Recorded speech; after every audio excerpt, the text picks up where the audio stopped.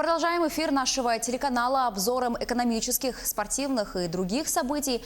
Начнем по традиции с курса валют. Доллар 62 рубля 58 копеек, евро 69 рублей и 69 копеек. Что касаемо обмена доллара в якутские, по обеим позициям лидирует Восточный банк.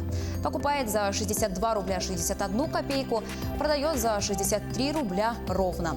По обмену евро лидирует все тот же Восточный банк, покупает европейскую валюту за 69 рублей 58 копеек, а продает за 70 рублей.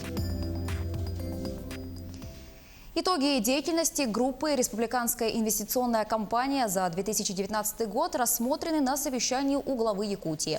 В текущем году была продолжена комплексная работа по исполнению мирового соглашения, подписанного между Федеральным агентством по управлению госимуществом и правительством Якутии по передаче объектов, построенных в рамках исполнения мирового соглашения в государственную собственность.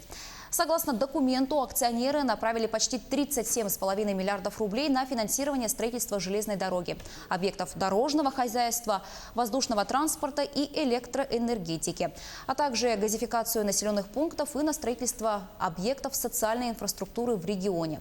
Глава Якутии обозначил необходимость усиления работы по расширению деятельности дочерних структур и зависимых предприятий группы РИК.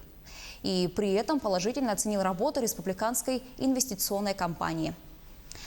Повышение пенсионного возраста, право на прибавку к пенсии за 30 и более лет трудового стажа в сельском хозяйстве, подтверждение статуса предпенсионера и предоставление пенсионных услуг в электронном виде. Итоги года подвели в Пенсионном фонде региона. Обо всем и по порядку расскажет моя коллега Юлия Великодная. Хочу отметить, что это первые итоги после изменения правил выхода на пенсию. Ожидания от нового закона для жителей нашей республики подтвердились. Предусмотренные ранее пенсионные льготы для якутян остались действующими, новые заработали в том числе и для якутян. Обо всем по порядку.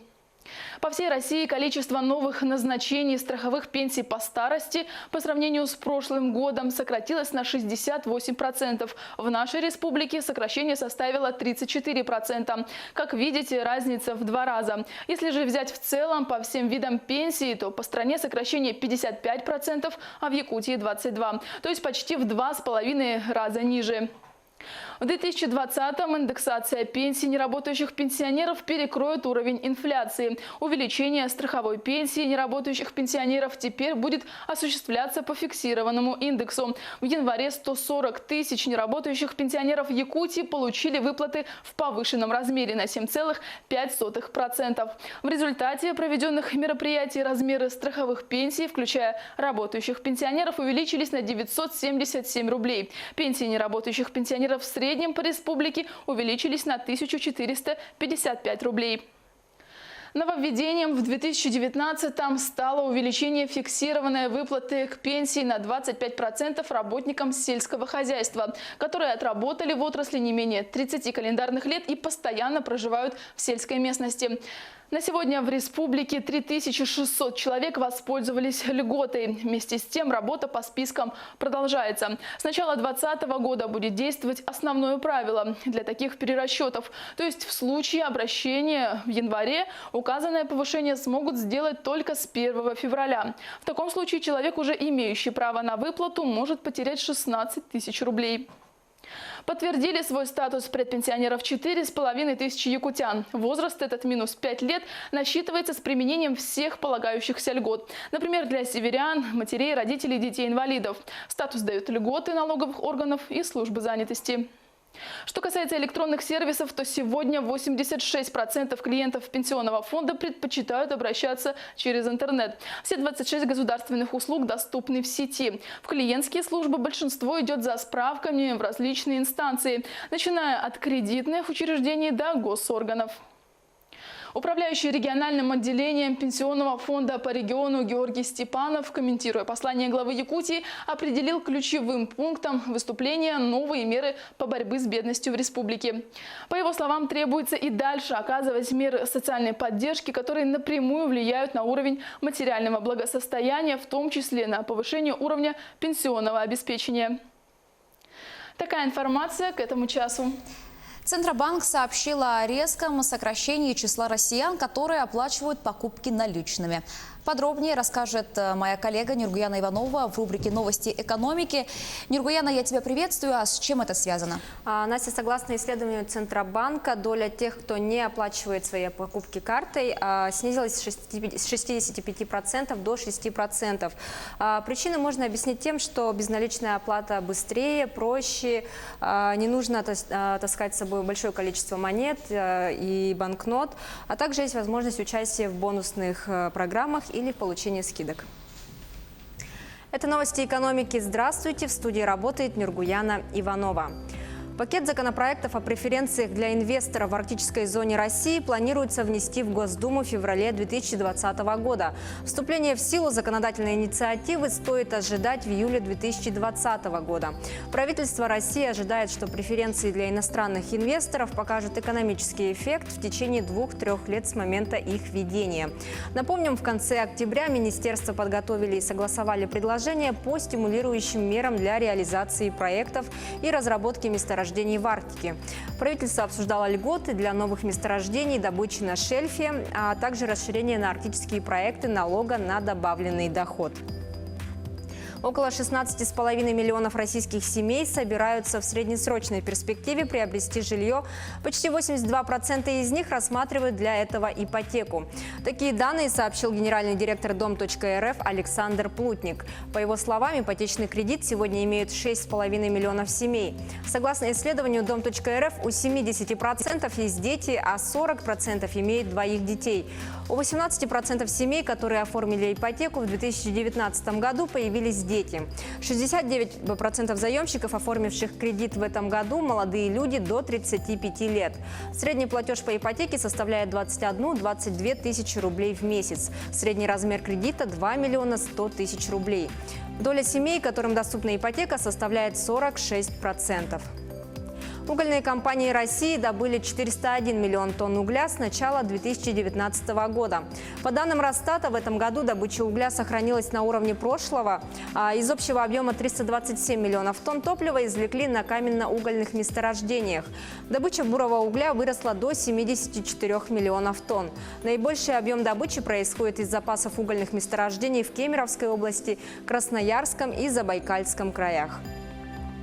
Проект строительства горнообогатительного комплекса «Инаглинский» в Нерюнгринском районе Якутии занял первое место в рейтинге проектов с наибольшим экономическим вкладом в развитие Дальнего Востока. Проект стал лучшим на основании оценки его вклада в создание валового регионального продукта, объема ожидаемых налоговых поступлений, количества планируемых к созданию рабочих мест, вклада в создание инфраструктуры и других параметров. Рейтинг подготовили эксперты Российской академии наук и Института Всероссийской академии внешней торговли Минэкономразвития Российской Федерации.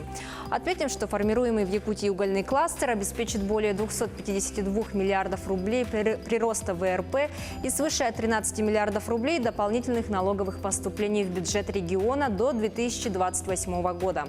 Будет создано более 3000 рабочих мест. Компания «Селигдар» до конца года реализует свыше 24 килограмм афинированного золота, произведенного обществом «Самолазовское». Стороны подписали соответствующий договор. Согласно условиям контракта, афинаж драгметалла осуществляется от имени Самолазовского и за счет предприятия. В свою очередь на «Селигдар» возлагается обязанность заключения и регистрации договоров купли-продажи в госхране Российской Федерации, а также сопровождения сделок. Как следует из материалов компании, «Селигдар» получит вознаграждение в размере 1% от выручки за реализованную продукцию без учета НДС. Отметим, что Самолазовская владеет лицензией на разработку одноименного месторождения с октября 2019 года. Месторождение Самолазовское расположено в Алданском районе Якутии. Компания «Алроса» организовала совместно с Центром занятости населения Мирнинского района Якутии ярмарку вакансий. Всего было предложено более 400 рабочих мест от 50 предприятий, в том числе 274 от «Алроса». Также в ярмарке вакансий приняли участие представители промышленных предприятий из других регионов России, таких как Еврохим из Москвы, Полюс Красноярск, Полюс Строй, Полюс Логистика, Лензолото. Кроме того, также приняли участие учебные заведения, которые готовят специалистов, востребованных в промышленности. В их числе Мирнинский политехнический институт и Мирнинский региональный технический колледж. На этом у меня все. До встречи в следующем эфире. Настя, тебе слово. Нургуяна, большое спасибо за информацию. О новостях экономики рассказала моя коллега Нургуяна Иванова. Мы продолжаем наш выпуск. В Мирном прошла очередная ярмарка вакансий. Возможность получить новую работу предоставляли более 50 работодателей. Какие специальности наиболее востребованы среди жителей, какие вакантные места были представлены и насколько эффективно работает проект «Местные кадры в промышленность». Смотрите в следующем материале. Буклеты с подробной информацией и сотнями вакансий от горнопроходчика до администратора отеля. На ярмарке вакансий жителям алмазной столицы компания «Алроса» совместно с Центром занятости населения и мэрией предложили более 400 рабочих мест. Компания «Алроса» сегодня представлена 12 структурными подразделениями компании. На данной ярмарке представлены 274 вакансии по разным направлениям. Также участвуют дочерние независимые общества компании «Алроса». И, очень есть много предприятий ПТВС, Алмаздортранс и многие другие. Мы предлагаем вакансии водителей абсолютно всех категорий. И на данный момент нам еще требуются инженеры-программисты и специалисты по диагностике автотранспортных средств. С 1 января машинист подземных самоходных машин, машинист бульдозера, слесарь КПА у нас есть вакансии и единичные вакансии слесаря по обслуживанию и ремонту оборудования на прииске и релях. В ярмарке участвовали 50 работодателей. На этот раз мирнинцам работу предложили и за пределами республики. Международная минерально-химическая компания «Еврохим» и золотодобывающая компания «Полюс» приехали по приглашению «Алроса». Сегодня Центр занятости населения и компания реализуют совместный проект «Местные кадры в промышленность». В 2019 году в рамках реализации проекта было трудоустроено более 900 работников. Стажировку прошли 10 молодых специалистов. Стажировка проходила в ГОКах акционерной компании «Алроса». Такие ярмарки проводят 2 раза в год. В 2019-м они были выездными. Возможность устроиться на работу получили жители Вилюйска, Верхневилюйска и Айхала. А вот в Мирном такая масштабная ярмарка прошла впервые. Организаторы подготовили для участников все: анкеты, бюллетени, провели большую информационную работу и смогли ответить на все вопросы, касающиеся трудоустройства. Жители организации остались довольны. По организациям, в которые я хотел обратиться, я подошел, мне все рассказали, разложили по полочкам, объяснили, что нужно для устройства, там пакеты документов. Да, все понятно, хорошо рассказывают, объясняют. Ответили на вопросы, которые меня интересовали. Спасибо большое. Все четко, понятно. Вакансий много, везде анкеты заполняю, отправляю. Будем ждать, надеюсь, все получится, устроимся на работу. Если вам не удалось попасть на ярмарку, а работа все же требуется, с вакансиями можно ознакомиться в Центре занятости населения. Анна Брянская, Алексей Меркулин, телеканал «Алмазный край». Гражданам, которые собирают мусор раздельно, предлагают возвращать часть оплаты коммунальной услуги по обращению с отходами. Такая норма содержится в постановлении, принятом Государственной Госдумой, одновременно законом о сжигании мусора. Кроме того, предлагается учитывать в региональных территориальных схемах раздельное накопление отходов, а не факультативно, как это делается сегодня, пояснили парламентарии. Депутаты также настаивают на установлении ответственности за нарушение запрета на захоронение на полигонах полезных компонентов, если их можно переработать. Закон о расселении аварийного жилья принят депутатами Госдумы в 3-м чтении. Документ подразумевает привлечение средств фонда содействия реформированию ЖКХ. Иными словами, он может выдать льготную ипотеку, создать маневренный жилой фонд и осуществлять дополнительные соцвыплаты. Фонд также может оказать поддержку региону, если территория, где раньше стоял аварийный дом, будет отведена под социальные и коммунальные объекты, спортивные площадки и пешеходные зоны. Исключением составят лишь те случаи, когда расселение аварийного дома проводилось в рамках реализации договора о комплексном развитии территории. Также региональные власти наделяются полномочиями предоставлять жильцам аварийного фонда квартиры, но при условии, что на момент вынесения решения об аварийности у них нет другого пригодного жилья в собственности или на условиях социального найма. Остановить массовое распространение смесей, содержащих никотин, так называемых снюсов, среди несовершеннолетних может только полный запрет на его продажу, установленный на федеральном уровне. Такое мнение высказали опрошенные ТАСС, эксперты и власти регионов. Снюс, вид бездымного табака, запрещен в России с 2015 года. Однако сейчас среди детей и подростков активно распространяются пакетики и постилки без табака, но пропитанные никотином. Неофициально их также называют снюсами. При этом их оборот никак не регулируется федеральным законодательством. Сообщения о минировании детсадов поступили сегодня в дошкольные учреждения Хабаровска, Биробиджана, Благовещенска, Владивостока и Комсомольска на Амуре. Так, в Хабаровске было эвакуировано 70 детских садов, в Еврейском автономном округе 8, в Благовещенске 13. В Комсомольске на Амуре было эвакуировано 9 детских садов, во Владивостоке точное количество неизвестно.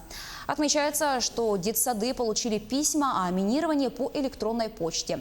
Сообщения о взрывных устройствах пока не подтвердились. В Татинском районе мужчину за вождение в пьяном виде суд приговорил к 300 часам обязательных работ. Подробности у моего коллеги Александра Хавренко в рубрике «Чрезвычайные происшествия». Александр, расскажи, почему столь суровое наказание? Потому что для водителя это уже не первый случай, когда его ловят пьяным за рулем. После первого случая он не сделал для себя должных выводов и вновь сел за руль выпившим. В эфире рубрика «Чрезвычайные происшествия». В студии работает Александр Хавренко. Здравствуйте. В Татинском районе мужчину за повторное вождение автомобиля в состоянии опьянения назначили наказание в виде обязательных работ сроком на 300 часов. В суде установлено, что подсудимый, несмотря на то, что уже подвергался административному наказанию за управление транспортным средством в состоянии алкогольного опьянения, не сделал для себя должных выводов и вновь сел за руль в состоянии алкогольного опьянения, тем самым представляя угрозу жизни как своему, так и других участников дорожного движения. По результатам рассмотрения уголовного дела суд приговорил мужчину к 300 часам обязательных работ с лишением права заниматься деятельностью, связанной с управлением автотранспортными средствами, сроком на 2 года. В дежурную часть отдела полиции в Якутске поступило заявление о том, что в магазине по продаже бытовой техники и электроники совершена кража наушников стоимостью 30 тысяч рублей. В ходе оперативно-розыскных мероприятий сотрудники уголовного розыска установили подозреваемого. Им оказался безработный 31-летний мужчина. Злоумышленник, воспользовавшись тем, что консультанты отвлеклись, похитил наушники и покинул торговое помещение. Похищенный мужчина сбыл, выручив за них около 5000 рублей. Возбуждено уголовное дело по статье «Кража». А нерюнгринские полицейские выявили очередные факты фиктивной регистрации граждан по месту жительства. Жительница Нерюнгри прописала в своей квартире 2 иностранных граждан, фактически же данные граждане в указанной квартире не проживали. Также установлено, что 47-летний мужчина прописал в своей квартире 23-летнего иностранного гражданина без намерения принимающей стороны предоставить данному гражданину это помещение для проживания. Возбуждены уголовные дела по статье «Фиктивная постановка на учет иностранного гражданина или лица без гражданства по месту пребывания в жилом помещении в Российской Федерации». В Удачном вынесен приговор по уголовному делу о получении взятки врачом. Прокуратура поддержала государственное обвинение по уголовному делу в отношении врача Айхальской городской больницы. Она признана виновной в получении должностным лицом взятки за незаконные действия и в 2 эпизодах преступления, которые квалифицируются как служебный подлог. Установлено, что подсудимая по предложению своего знакомого оформила гражданину В за денежное вознаграждение в размере 15 тысяч рублей подложный листок нетрудоспособности за период с 23 апреля по 7 мая 2019 года. При этом мужчина, в отношении которого был оформлен листок нетрудоспособности, в это же время отбывал административный арест в изоляторе временного содержания. Она же в начале мая по просьбе своей знакомой, действующей в интересах бывшего супруга, оформила ему в период им отбытия административного ареста подложный листок нетрудоспособности 6 мая по 13 мая 2019 года. По результатам рассмотрения уголовного дела суд с учетом полного признания вины, раскаяния в содеянном, наличия несовершеннолетних детей, выслушав позицию государственного обвинителя, приговорил подсудимую к 4 годам лишения свободы условно с испытательным сроком на 2 года со штрафом. Приговор не вступил в законную силу и может быть обжалован сторонами. Полиция в Бразилии на прошлой неделе пресекла деятельность преступной группировки, которая организовывала подпольные собачьи бои. Арестованы более 40 человек. Позже их отпустили под подписку о невыезде. Во время рейда обнаружены 19 питбулей. Животные находились в плачевном состоянии. Подробности в репортаже Сергея Берец. По сигналу анонимного информатора полиция бразильского штата Сан-Паулу провела операцию против организаторов подпольных собачьих боев. Оперативники обнаружили на ферме в окрестностях города Майри-Паран 19 питбулей и собак других бойцовских пород. Их состояние было ужасающим, некоторые находились при смерти. Задержан 41 человек, в том числе ветеринар, врач и сотрудник полиции. Ферма принадлежала перуанцу. Один из задержанных, американец из Калифорнии, выступал в роли рефери.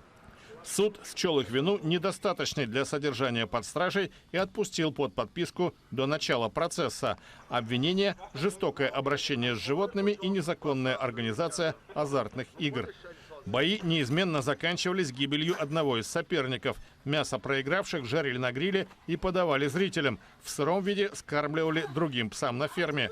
Поединки проводились среди особей обоих полов, как следует из расписания на этой майке.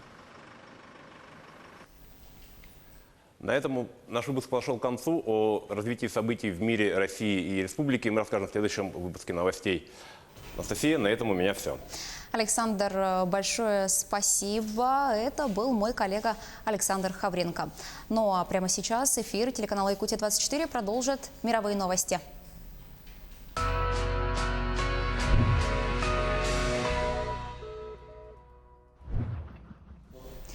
Кубинцы, совершающие паломничество в День Святого Лазаря, просят чудотворца о здоровье и снятии эмбарго США с Гаваны, рассказывает Роман Чуриков. Вот так, на коленях, на корточках, а то и вовсе по-пластунски, ежегодно на Кубе совершают паломничество тысячи человек. Они направляются в храм Святого Лазаря, который находится в деревне Эль-Рикон, расположенной в черте Гаваны. Друзья помогают им, подметая пыль с дороги, но периодически все равно приходится делать остановки для того, чтобы хоть как-то привести себя в порядок. Но паломничество во имя библейского героя, которого на острове считают чудотворцем, не прекращает никто. Мой племянник чуть было не умер из-за проблем с сердцем. Мальчика дважды прооперировали, когда ему исполнилось 3 и 7 месяцев от роду. И сегодня я совершаю это путешествие из благодарности, ведь малыш пошел на поправку. Лазарь из Вифании, тот самый, которого, согласно Евангелию от Иоанна, воскресил Иисус Христос, второй по почестям святой на Кубе. Уступает разве что Богородице. Считается, что он способен излечить любые болезни. 16 декабря католическая церковь отмечает День его памяти. И желающих поклониться ему так много, что в Эль-Риконе ежегодно перекрывают дороги для движения автомобилей, дабы паломники смогли безопасно добраться до храма. Но в этом году этот день с примесью политики. Дело плохо, очень плохо, и не только для меня, но и для тысяч кубинцев, которые не могут видеть своих родных. Мигель имеет в виду отношения между США и Кубой, которые вновь испортились после прихода к власти Дональда Трампа. Он направляется в храм, чтобы попросить у чудотворца вновь навести мосты между государствами. Дело в том, что в этом году День Святого Лазаря совпал с 5-й годовщиной подписания соглашения с Бараком Обамой и начало короткой оттепели между властями двух стран. Об этом помнят прихожане и в самой церкви. 5 лет назад наши дела пошли лучше. Не идеально, но был прогресс. Но после прихода Трампа все опять деградировало. Во имя Господа и всех святых я молю о том, чтобы все наладилось. С нас сняли эмбарго, и США и Куба снова стали друзьями. Ведь сейчас они держат нас за горло. Не исключено, что эти мольбы поддерживает и официальная Гавана. Коммунистические власти Кубы пытались запретить поклонение святому, но в последние годы никаких препятствий верующим не чинят. В Нидерландах проходит общенациональная акция протеста фермеров и строителей против мер правительства по сокращению выбросов азота. Они блокировали своими тракторами и машинами дороги и городские улицы. Манифестанты добиваются предоставления эфирного времени на телевидении, чтобы изложить свою позицию. Фермеры и строители тракторами и другой спецтехникой перекрыли дороги в Нидерландах. Они окружили редакции национального телевидения и других средств массовой информации, а также здание парламента в Гааге. Гнев протестующих вызвали новые экологические меры, предложенные властями. Они направлены на сокращение выбросов азота. Его главными источниками признаны сельское хозяйство, строительство и транспорт. Фермеры требуют, чтобы на них обратили внимание и настроены на борьбу.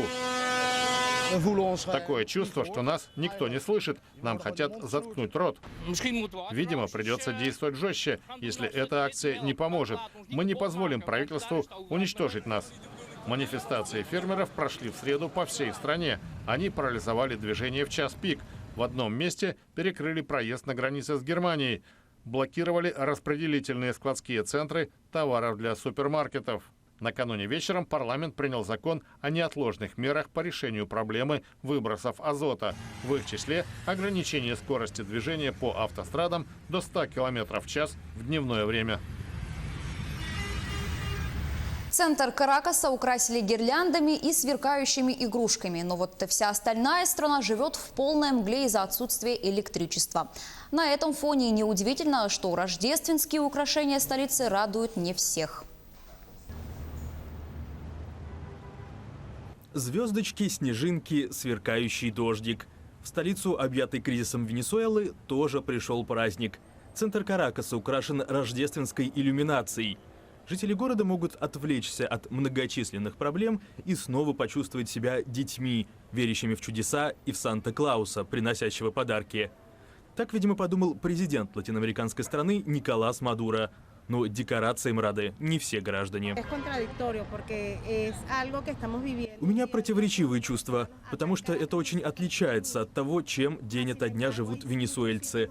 У нас в Каракасе все нормально, но во множестве мест в стране вообще нет электричества. Поэтому даже не знаю, правильно ли вот это все. Тут все сияет, а стоит отойти на 3 квартала отсюда, и там кромешная мгла. Вот так, например, выглядит второй по размеру город Венесуэлы Маракайбо. Контраст с сияющим центром Каракаса и правда разителен. Тут с марта не прекращаются перебои с поставками электричества. Тогда отключения света прокатились по всей стране. С тех пор питание по большей части восстановили. Но все же эти предрождественские дни многие населенные пункты государства проводят в темноте. Созданию праздничного настроения это точно не способствует. Жители обвиняют свои власти в отсутствии света и утверждают, что все дело в коррупции и плохом управлении. У некоторых сдают нервы. Я чувствую себя беспомощной. Это ужасно. Мне грустно, и я не вижу вообще никакого выхода. А еще я в ярости, ведь так больше нельзя продолжать жить. Они даже свет у нас забрали. Вся еда испортилась. Нет холодной воды. Спим в жаре, все искусанные комарами. Я в депрессии. Самочувствие все хуже, болит желудок. И я вообще никак не могу на это повлиять. У нас просто взяли и украли электричество. Впрочем, власти утверждают, что иллюминацию в Каракасе развесили из наилучших побуждений, чтобы порадовать беднейшие слои населения. Электричества, по их словам, гирлянды много не требуют, ведь союзник Венесуэлы, Китай, прислал современные энергосберегающие лампочки. Среди тех, кто наслаждался рождественскими инсталляциями на одной из 22 освещенных площадей столицы, корреспондент Рейтер встретил и префекта Центрального округа Каракаса. Мы постепенно восстанавливаем подачу электричества по всему городу. Мы понесли серьезный экономический ущерб, с этим нельзя спорить. Но президент Николас Мадуро взял на себя лидерство и стремится вернуть свет народу. Мы не можем дать ток всем, но ситуация лучше, чем год назад. Николас Мадуро неоднократно обвинял в блэкаутах США. По его убеждению, Венесуэла – жертва именно их происков. И власти страны призывают население сплотиться вокруг президента. Даже среди рождественских гирлянд красуется надпись «Когда мы вместе, то возможно все». Но пока же почти со 100% вероятностью можно констатировать лишь возможность того, что это Рождество станет самым темным в Венесуэле почти за столетие. Пряничный городок с движущимися шоколадными поездами появился в преддверии Рождества в одном из польских городов. Посмотреть на инсталляцию можно будет до 28 февраля. Подробности у Артема Сторонова. Замок, церковь, мельница, 250 домиков, деревья, животные и люди. И все это сделано из пряников с глазурью. А между ними кружит шоколадный поезд. В Польше перед Рождеством появился съедобный праздничный городок, раскинувшийся на площади около 80 квадратных метров. Выглядит он почти как настоящий. Улицы покрыты искусственным снегом, день сменяет ночь. Съедобная инсталляция стала частью музея миниатюрных железных дорог Калейкова, одной из главных достопримечательностей города Гливица на юге страны. По словам создателей, все элементы были испечены и изготовлены вручную. Один только замок состоит из 3689 крохотных пряничных кирпичиков. Насколько сложно было создать такое съедобное произведение, рассказывает директор музея Калейкова Якуб Пачинский. Рецепт такой. Надо взять 1100 килограммов сырого теста, 105 килограммов меда и 32 килограмма специй. Из этого мы делаем пряники. А для глазури нам понадобится 350 яиц и 30 килограммов сахара. Смешиваем все это, добавляем красители, а потом 3 человека разукрашивают домики 4 месяца. И готово. По словам создателей, запах имбиря и корицы в помещении настолько сильный, что они опасаются за сохранность городка. Поэтому они сделали несколько домиков про запас. Посмотреть на пряничное произведение в Гливице можно будет до 28 февраля.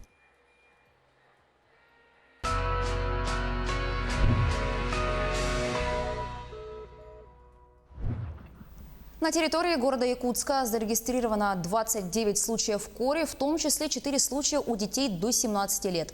Большинство заболевших не имеют прививок от этого заболевания. Такую информацию предоставило региональное управление Роспотребнадзора. К профилактике кори подключились и районы. Какова ситуация в Южной Якутии? На прямой связи из Нерюнгри наша коллега Александра Цыбикова. Саша, я тебя приветствую и ждем от тебя подробностей. Здравствуй, Настя. Корь – это острое инфекционное вирусное заболевание, которое характеризуется высоким уровнем заразности. Также оно сопровождается высокой температурой до 40 градусов, повреждает дыхательные пути, слизистые оболочки, выявляется на коже пятнистой папулезной сыпью на кожных покровах и, конечно, общей интоксикацией организма. Как обстоит ситуация по району, мы решили узнать у специалиста-эксперта территориального отдела Роспотребнадзора по Нерюнгринскому района Анны Николаевой. Анна, здравствуйте. Скажите, как сейчас обстоит ситуация в республике? Эпидемиологическая ситуация по заболеваемости корью по республике Саха-Якутия расценивается как неблагополучная. Учитывая сложившуюся ситуацию, вышло постановление главного государственного санитарного врача по республике Саха-Якутия номер 8 от 10 декабря о мерах по предупреждению распространения кори по республике Саха-Якутия, в связи с чем необходимо вакцинироваться всем декретированным контингентом с 18 лет без возрастных ограничений. А как сейчас ситуация обстоит в Нерюнгринском районе и какие методы профилактики действуют? На территории Нерюнгринского района заболеваемость корью не зарегистрирована. Проводится медицинское наблюдение за контактными лицами, приехавшими с других районов. Проводится медицинское наблюдение, контроль за выезжающими организационными детскими коллективами за пределы республики, а также проводится контроль за вакцинацией лиц, участвующих в массовых мероприятиях района, и усиленные противоэпидемические мероприятия на всех соцобъектах. Это образование, здравоохранение, культура, спорт и так далее. Спасибо, Анна, мы вас услышали. В Нерюнгринском районе не зарегистрированы. Надеемся, что так и будет оставаться, что меры профилактики воздержат нас от заболевания данной инфекционной заболеваемости. Анастасия? Александра, большое спасибо. Я напомню, что на прямой связи со студией была моя коллега Александра Цыбикова. Мы переходим к новостям спорта. Семикратный обладатель Кубка мира по биатлону Мартин Фуркат выразил уверенность, что Россия получила ценный урок после применения санкций ВАДА и впоследствии от этого выиграет. 31-летний спортсмен назвал Россию важной для мирового спорта страной, которой необходимо поменять менталитет. Напомню, на прошлой неделе исполком ВАДА принял рекомендации своего профильного комитета и лишил РУСАДА статуса соответствия. В течение 4 лет Россия не сможет участвовать в крупных международных соревнованиях и принимать турниры на своей территории. Глава Российского футбольного союза сообщила о согласовании с Adidas новой формы для сборной России. Напомню, в начале ноября состоялась презентация новой экипировки национальной команды, но игроки и тренеры остались недовольны качеством футболок. Одной из главных претензий к новой форме был дизайн рукавов. На них полосы с цветами российского флага были расположены в обратном порядке. Сначала красный, потом синий и затем белый. В ближайшее время состоится презентация нового варианта формы сборной России, в которой национальная команда выступит на Евро 2020 года. В Якутии стартовал конкурс среди инструкторов по физкультуре. Каждое муниципальное образование может представить по одному номинанту. Наиболее отличившиеся в оздоровлении населения общественные инструкторы будут награждены специальными призами. Конкурс проводится в целях пропаганды здорового образа жизни. Если он будет успешным, то со следующего года он станет традиционным, рассказал заместитель руководителя управления массового спорта и физической культуры республики Андрей Игнатьев. Якутский масс-рестлер Сергей Фролкин бросил вызов смоленскому богатырю Виктору Калибабчуку. Это противостояние должно поставить точку в их споре за звание самого сильного масс-рестлера России. Обладатель самой полной коллекции регалий в мировом масс-рестлинге Виктор Калибабчук вызов принял. «Я приеду в Якутск, чтобы еще раз доказать, кто сильнее в нашем противостоянии», сказал спортсмен в своем обращении. Отметим, что Виктор Калибабчук прилетит завтра в Якутск. В 14:00 состоится пресс-конференция спортсменов. Битва титанов пройдет 20 и 22 декабря в Центре спортивной подготовки «Триумф». Команды международных исследователей будут изучать республики, чтобы ответить на вопрос, где в Якутии в январе самая низкая температура воздуха. О том, в каких условиях придется выживать участникам экспедиции, знает моя коллега Юлия Великодная. Она выходит на прямую связь со студией. Юля, я тебя приветствую. Что готовят организаторы для покорителей холода? Анастасия, здравствуй. Мы находимся в местности Чучур-Муран, где второй день проходит испытание палатки. В это сложно поверить, но за окном в Якутске минус 41, а в местности Чучур-Муран еще холоднее, температура воздуха минус 44. А здесь в палатке термометр показывает, давайте посмотрим, 24 градуса со знаком плюс. Градусник висит на средней высоте. Сама палатка, она 3×4, она рассчитана на 3-4 человек. Нас как раз здесь 4. Это Герман Арбугаев, путешественник, и Вячеслав Ипатьев, руководитель. Сейчас мы поговорим с Германом, который расскажет, как проводились испытания, сколько потребовалось дров за эти сутки и как тепло держала палатка. Ну вот палатка у нас второй день находится в собранном состоянии. И вот хату Сахатент шили такое по типу, знаете, автоодеяло. Стеганая такая. Материал такой же, собственно, бамбуковый утеплитель. Размер вы уже сказали. И, собственно говоря, вот и печка здесь.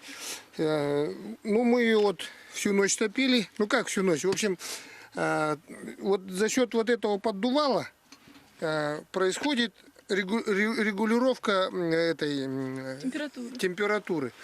Вот так вот она работает у нас. Да, когда мы только зашли, было плюс 16, а потом отрегулировали, и в палатке значительно потеплело. Вот, и регулируется за счет, передвигаем это поддувало, и за счет доступа кислорода увеличиваем тягу больше-меньше. Вот, и в ночной режим мы ее тут вот так уменьшаем, и чуть прохладнее становится. Ну, расскажите, как будут ночевать участники, первые участники, какая у них одежда для них предусмотрена, мы сейчас все покажем. Значит, ну, ночевать будут вот такие спальники, и потом, как вкладыш, уже будет пуховый спальник.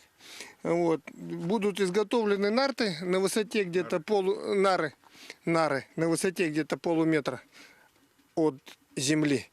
Вот. И такие вот валенки у участников экспедиции самый надежный вариант, подшитый войлоком. Вот. Ну и, собственно, самое главное, это мы будем стелить, конечно, еще оленьи шкуры, вот, и утеплять по периметру снега. Ну и вот во время испытаний выяснилось, что все-таки по полу дует. Вот хоть мы очень легко одеты, сняли куртки, но ноги немного подмерзли.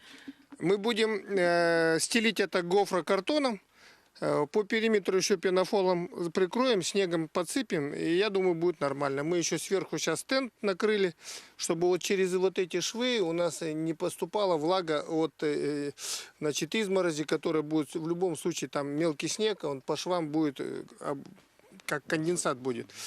Поэтому, чтобы это исключить, будет накрыто общим тентом. Ну вот, собственно, так. Ну, участники будут в Верхояне и Аймиконе искать самую низкую температуру. 14 дней они будут жить в таких условиях. И сейчас Вячеслав Ипатьев, подойдите, пожалуйста, расскажет нам поподробнее об участниках. Есть уже 3 претендента, журналиста и блогера, и среди них есть даже женщина. Да. Женщина это Наталья Белякова из Петербурга. Она журналист, консультант Ростуризма. Вот.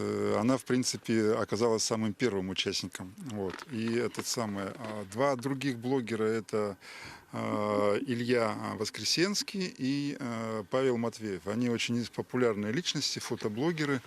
У них сотни тысяч подписчиков, и я думаю, что очень большое количество их читателей узнает об этом уникальном эксперименте. Вот. Проходить будет экспедиция в течение 14 дней, 2 недели. Одна экспедиция будет в Верхоянском районе находиться, в районе речки Нельгисе, это где впадает ручей Кенкюрях, вот, рядом с автозимником, по которому сейчас уже началось движение автомашин в сторону Батагая. А вторая экспедиция будет находиться тоже рядом с федеральной трассой, недалеко от местности Борустах. Это где-то за Уснерой в сторону Магадана, километров 120 примерно так.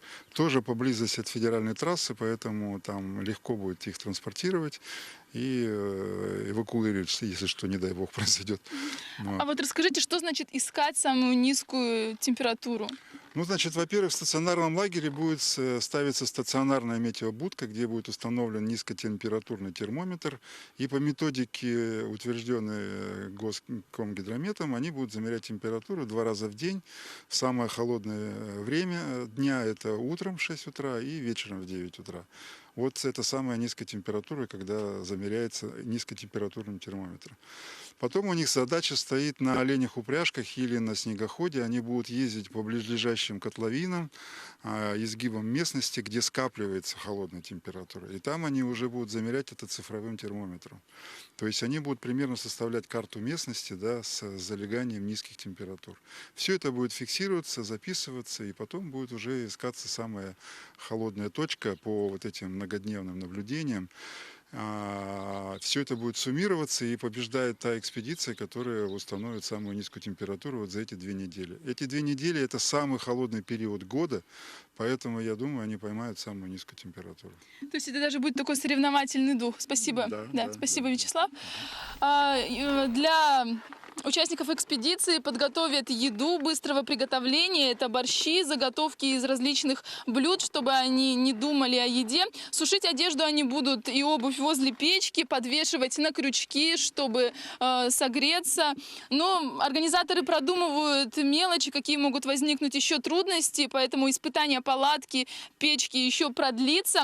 Мы будем следить за этим. Ну а сама экспедиция начнется в январе 2020 года. Настя, у меня пока такая информация. Да, Юля, спасибо. Действительно, очень интересный опыт, эксперимент. Хочется все знать, как будут жить, где спать, что кушать и так далее. Юля, большое спасибо еще раз за подробную информацию. Я напомню, что на прямой связи со студией была моя коллега Юлия Великодная. Сегодня православные отмечают День Николая Чудотворца, который в народе называется Днем Святого Николая. Торжество открывает череду веселых и волшебных зимних праздников, с которыми связано много традиций и народных примет. К примеру, этот день называют еще Днем Николы Зимнего. Раньше в это время начинались сильные морозы, которые называли Никольскими. В то же время День Николая Чудотворца является все же церковным праздником, а потому нужно обязательно посетить храм и помолиться святому Николаю. Считается, что чудотворец благоволит ко всем, кто готов признать свои ошибки и стать на путь истинный. Ну и в завершение выпуска расскажу о погоде в крупных городах Якутии. В Алдане минус 28, давление 713 миллиметров ртутного столба, облачно, ветер северо-западный 1 метр в секунду. Минус 29 в Ленске, ветер 2 метра в секунду, давление 744 миллиметра ртутного столба, облачно и небольшой снег. В столице Алмазного края в эти минуты минус 35, штиль, в городе идет небольшой снег. В столице Южной Якутии, городе Нерюнгри, минус 30, ветер дует с юга со скоростью 1 метр в секунду. Холоднее всего сейчас в Якутске, минус 41, штиль, туман и плохая видимость. Мы завершаем наш выпуск. Оставайтесь на нашем телеканале, ведь наши корреспонденты продолжают следить за развитием событий. Не переключайтесь.